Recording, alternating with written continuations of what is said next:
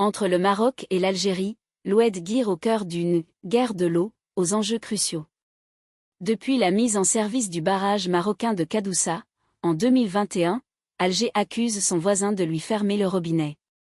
Au-delà de l'approvisionnement en eau potable, des projets économiques sont en jeu, sidérurgiques pour l'Algérie, agricoles pour le Maroc. Le bras de fer entre le Maroc et l'Algérie ne connaît pas de trêve. Alors que les deux frères ennemis du Maghreb font face au stress hydrique, un nouveau front s'est ouvert, celui de l'eau. En l'occurrence les eaux du Guir, un oued qui prend sa source à l'extrémité orientale du Haut Atlas marocain et se prolonge dans le sud-ouest algérien, avant de se perdre dans le désert. Face à la raréfaction de l'or bleu dans ces contrées arides, Alger, qui a rompu ses relations diplomatiques avec Rabat en 2021, accuse le Maroc d'aggraver la sécheresse dans le pays. Par deux fois l'Algérie a porté l'affaire sur la scène internationale. En marge du Forum mondial de l'eau de Bali, en mai 2024, le ministre algérien de l'hydraulique, Tahar Erbal, a fait état d'un « assèchement délibéré et systématique » de certaines zones à la frontière ouest du fait des « pratiques de pays voisins ». En octobre, lors d'une réunion en Slovénie relative à la Convention sur la protection et l'utilisation des cours d'eau transfrontières et des lacs internationaux, il accusait le Maroc d'obstruer et détruire les eaux de surface transfrontalières. Le 25 février, il dénonçait encore, à la radio nationale, les « attitudes hostiles » du Maroc. Au cœur des griefs, le barrage de Kadoussa, construit sur l'Oued Guir dans sa partie marocaine.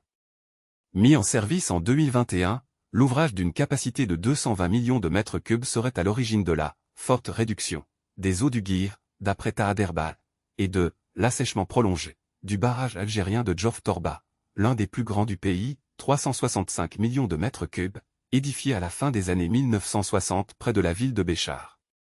Désastre écologique.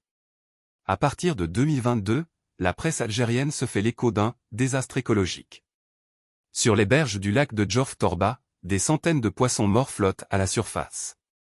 Plusieurs espèces sont menacées et les oiseaux migrateurs ont déserté, alerte des associations de protection de la nature. L'année suivante, les habitants de Béchar se voient privés d'eau potable.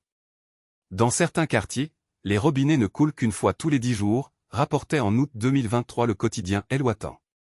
Sur les réseaux sociaux, le thème de la « guerre de l'eau » alimente la propagande hostile des deux côtés de la frontière. Au Maroc, les médias proches du pouvoir répliquent. Accusation rocambolesque, obsession algérienne pour son voisin de l'Ouest, fustille le CITESPR. Le régime d'Alger s'en prend au Maroc pour camoufler sa gestion désastreuse de l'eau, tense le 360, tandis que Barlamat l'accuse de « tout politiser », depuis les maillots de sport jusqu'au bulletin météo. Les autorités marocaines n'ont pas réagi et maintiennent le cap, une vingtaine de barrages sont en construction dans le royaume, qui en dispose déjà de 154. Le Maroc ferme-t-il le robinet à l'Algérie? Logiquement, si on capte de l'eau en amont, cela réduit le volume en aval, avance, sous le couvert de l'anonymat, un scientifique français connaisseur de la région. Avant la construction du barrage de Kadoussa, les oasis marocaines parvenaient à dériver 8 millions de mètres cubes d'eau par an via leur système d'irrigation traditionnel, sur les 60 millions de mètres cubes s'écoulant en moyenne dans l'Oued Guir. Avec le barrage, ce sont 30 millions de mètres cubes par an qui doivent en principe être prélevés pour l'irrigation des terres agricoles. 30 millions de mètres cubes en moins pour l'Algérie. Un manque à gagner à relativiser toutefois, selon le chercheur, par le fait qu'un affluent, au volume presque 3 plus important, vient se jeter dans l'Oued Guir en aval du barrage de Kadoussa, à quelques kilomètres de la frontière algérienne. Finalement, il y a bien une réduction des apports subis par l'Algérie, de l'ordre d'un huitième, conclut-il. Ce qui ne me paraît pas inacceptable au regard des principes internationaux de partage équitable des eaux transfrontalières. Côté marocain, les besoins en eau vont également croissant. Le royaume entend développer la production intensive de dattes dans cette région du sud-est où la seule agriculture possible se concentre jusqu'à présent dans les oasis près des oueds. Un aperçu sur Google Earth suffit à constater à quel point les vastes exploitations de palmiers dattiers et leurs mégabassines qui ont vu le jour ces dernières années dans la vallée de Boudnid, en aval du barrage de Kadoussa, ont transformé la physionomie de ce territoire désertique. Sur le papier, le barrage devait permettre d'irriguer 4000 hectares de palmiers dattiers, en plus des 825 hectares d'oasis traditionnelles. Mais c'était compté sans la ruée des investisseurs dans la vallée, près de 9000 hectares ont été plantés à ce jour et la superficie pourrait encore grimper à 15 000 hectares. L'apport du barrage est bien insuffisant pour irriguer une telle surface. On en vient à exploiter les nappes souterraines à un niveau qui n'est pas soutenable, déplore Ali Hatimi, un agronome marocain. Ce projet s'inscrit dans la droite ligne du plan Génération Green 2020 à 2030, qui a suivi le plan Maroc vert, décrié dans le pays.